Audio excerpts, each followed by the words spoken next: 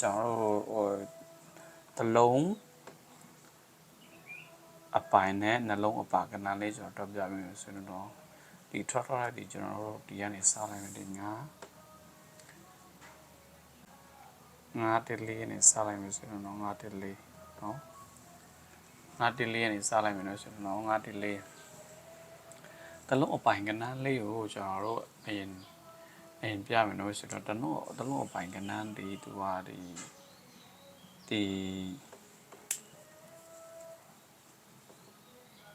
ဒီငါအားနဲ့တဲ့ကိုကျွန်တော်တို့ပေါင်းလိုက်တော့သူကဟို6ရမယ်ဆိုတော့6ရ6ရဘယ်လိုအဲ့လိုနော်သူက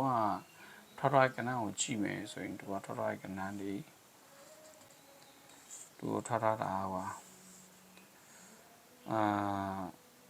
ထော်ကဏ္ဍဆက်ထော်ကဏ္ဍပါလဲဆိုတော့6တင်နဲ့ထော်ရမယ်ဆိုတော့ထော်6တင်နဲ့နော်6တင်နဲ့ထော်ရမယ်ဆိုနော်6တင်နဲ့ဆိုတော့ကျွန်တော်တို့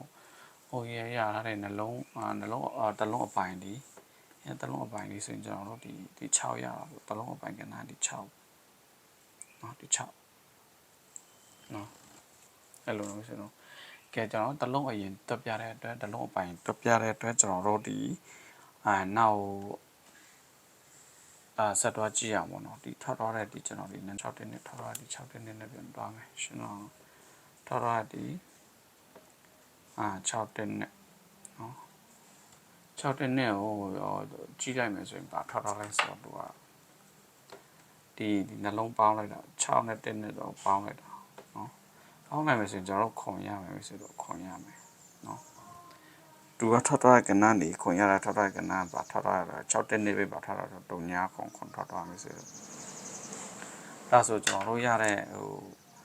ဟိုခွန်တော့ဒီခွန်အပိုင်ပေါ့တလုံးအပိုင်ဒီခွန်ပေါ့အပိတ်လေးရဒီခက်လေးရတော့တလုံးအပိုင်ပါလာပေါ့မယ်ဆိုတော့နော်မယ်ဆိုတော့ဒါတလုံးအပိုင်ကဏ္ဍလေးကိုကျွန်တော်အရင်ဟိုတွက်ပြရအောင်ဆိုတော့ပြီးရင်ကျွန်တော်တို့ထပ်တော့ကြည့်မယ်ဒီတုံညာခွန်နဲ့မယ်ဆိုကျွန်တော်ထောက်ထားတဲ့ဒီတုံညာခွန်နဲ့ကျွန်တော်ပြန်တွားကြည့်မယ်လို့ဆိုတော့ထောက်ထားတဲ့ဒီတုံညာနော်ထောက်ထားဒီတုံညာခွန်နဲ့ပြန်တွားမယ်တုံညာခွန်လို့ဆိုတော့ထောက်ထားဒီတုံညာခွန်ကိုကျွန်တော်တို့တလုံးအပိုင်ကဏ္ဍလေးတက်လို့ဆိုရင်တွားတာမျိုးဆိုဒီအရှိရနှလုံးပေါင်းလိုက်တာတုံညာခွန်ပေါင်းတဲ့ခွန်ရတာမျိုးဆိုနော်တုံညာခွန်ပြီးတော့ထပ်တော့ပါထောက်ထားလဲဆိုတော့သူထောက်ထားတာ3-8ခွန်ထောက်ထားလိုက်ဆိုဒါဆိုကျွန်တော်တို့တလုံးအပိုင်ဒီခွန်ထရတာပါမယ်ဆိုတော့နော်3-8ခွန်ဆိုတော့ထောက်တော့3-8ခွန်နော်အဲ့3-8ခွန်ဟောကျွန်တော်တို့ဘယ်လိုရှုမလဲတလုံးအပိုင်ကဏ္ဍလေးကြည့်မယ်ဆိုရင်သူကဒီ3နဲ့8နဲ့ပေါင်းရင်တက်ပေါ့နော်ဒီလာမဲ့ပတ်တော့ဒီကျွန်တော်တို့ရတဲ့ကဏ္ဍလေးဒီတက်ပေါ့နော်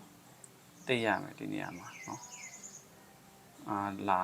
တက်ပါမယ်ပေါ့အမျိုးပြောရတော့တက်ရထားတာပေါ့နေရာတော့ပြောလို့မရသေးဘူးနော်မိတ်ဆွေတို့အဲ့နဲ့ကျွန်တော်ထားဒီကျွန်တော်ပြနေတဲ့မိတ်ဆွေတို့ဒီကျွန်တော်တို့တလုံးအပါကဏ္ဍလေးပေါ့အရင်မျှဝေပေးတာမိတ်ဆွေတို့ပြီးရင်ကျွန်တော်တို့နှလုံးအပါကဏ္ဍလေးကိုတော့ပြန်ကြည့်ရမယ်ဆိုတော့ကဲနှလုံးအပါကဏ္ဍလေးကြည့်မယ်ဆိုရင်ခုနကျွန်တော်တွားထားတဲ့နှလုံးအပါကနေဆက်တွားမယ်လို့ဆိုတော့နှလုံးအပါလေးဘယ်လိုရမလဲဆိုတော့မိတ်ဆွေတို့ကိုကျွန်တော်တွားပြမယ်ဆိုတော့နော်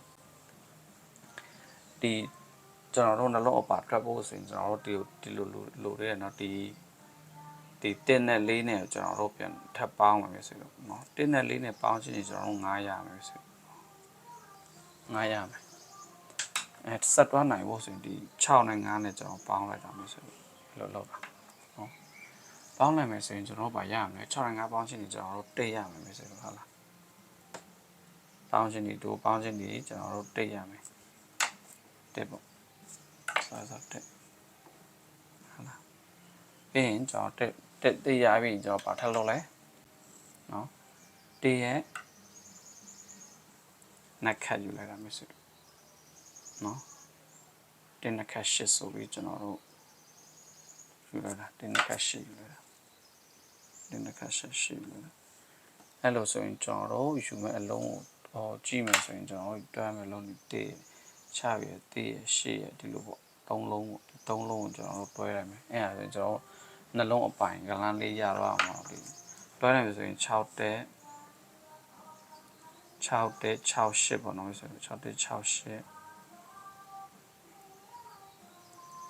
ပြင်တက်8ပေါ့အဲ့လိုနော်ဒါဆိုကျွန်တော်တို့ရတဲ့နှလုံးအပိုင်ကဏ္ဍလေးဒီနှလုံးဖတ်အပိုင်ကဏ္ဍလေးဒီ6တက်ရတော့မယ်ဆို6တက်နဲ့ဆိုတော့6တက်ရတော့အဲ့လိုမျိုးဆိုတော့ကျွန်တော်ရကဏ္ဍအဲ့လိုနော်ကဲဒါဆိုကျွန်တော်တို့ထပ်သွားကြည့်အောင်မယ်ဆိုတော့နော်ထပ်သွားကြည့်ရအောင်နော်ကျွန်တော်တို့ထပ်သွားကြည့်မယ်ဆိုရင်ဒီထပ်သွားတဲ့ဒီဟာပေါ့နော်မယ်ဆိုတော့ဒီ6တက်နဲ့ဒီနှလုံးအပါကဏ္ဍလေးရဖို့ဘယ်လိုလုပ်ရမလဲဆိုတော့ကျွန်တော်တို့ဒီ1နဲ့ဆိုတော့ထပ်ပေါင်းလိုက်မယ်ဆိုတော့1နဲ့ပေါင်းချင်ဒီကျွန်တော်တို့3ရမယ်ဆိုတော့နော်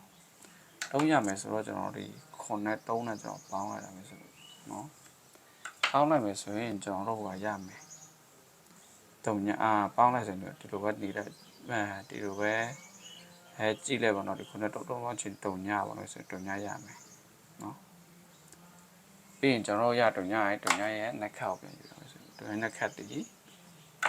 ခွန်နော်ဒါဆိုကျွန်တော်တွဲရမယ်ကဏ္ဍဒီခွန်ရဲ့ဒီ3ညရဲ့ဒီခွန်ရဲ့ဒီ3လုံးကိုကျွန်တော်တွဲလိုက်မယ်နော်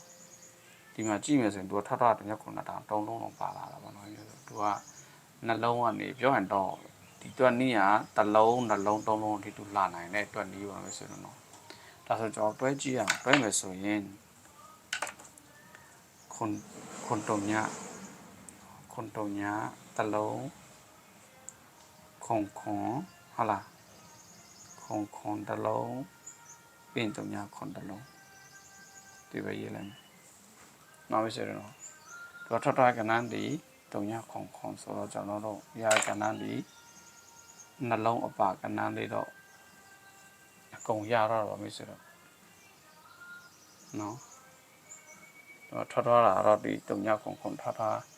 ဍလေးဒီတုံညခွန်ဆိုတော့ကျွန်တော်တို့အလုံး3လုံးတော့ပါလာတာပေါ့နော်ကဲကျွန်တော်ထထကြည့်အောင်မယ်ဆိုတော့ဒီနှလုံးအပါကဏ္ဍလေးရအောင်ကျွန်တော်တို့ဒီအနောက်ကျန်တဲ့လုံးကိုထပ်ပေါင်းလိုက်မယ်ဆိုတော့ခွန်နဲ့ခွန်ပေါင်းချင်းဒီ4လိုက်ဆိုတော့4ဆိုတော့ကျွန်တော်ဒီ4နဲ့ခွန်နဲ့ကျွန်တော်ထပ်ပေါင်းယူလိုက်တယ်နောက်ပေါင်းလိုက်မယ်ဆိုရင်ကျွန်တော်လာရမယ်17โอเค17ဆိုတော့ကျွန်တော်တက်လို့ရေးလိုက်မယ်17တရနဲ့ခတ်ကိုပြန်ကြည့်မယ်ဆိုရင်တနဲ့ခတ်ဒီ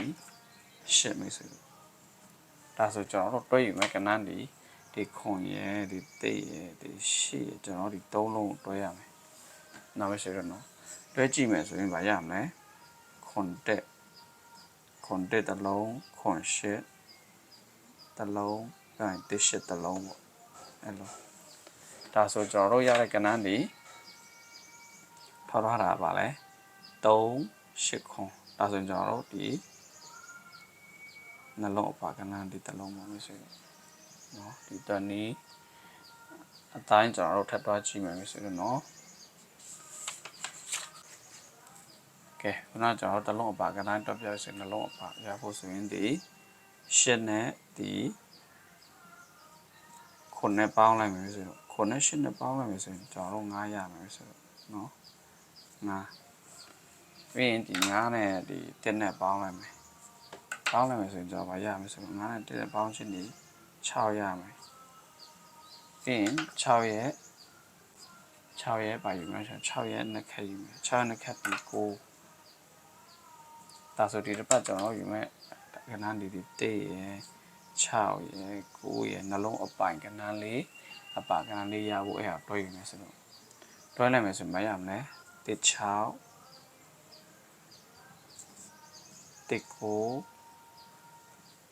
9ရမယ်ဆိုတော့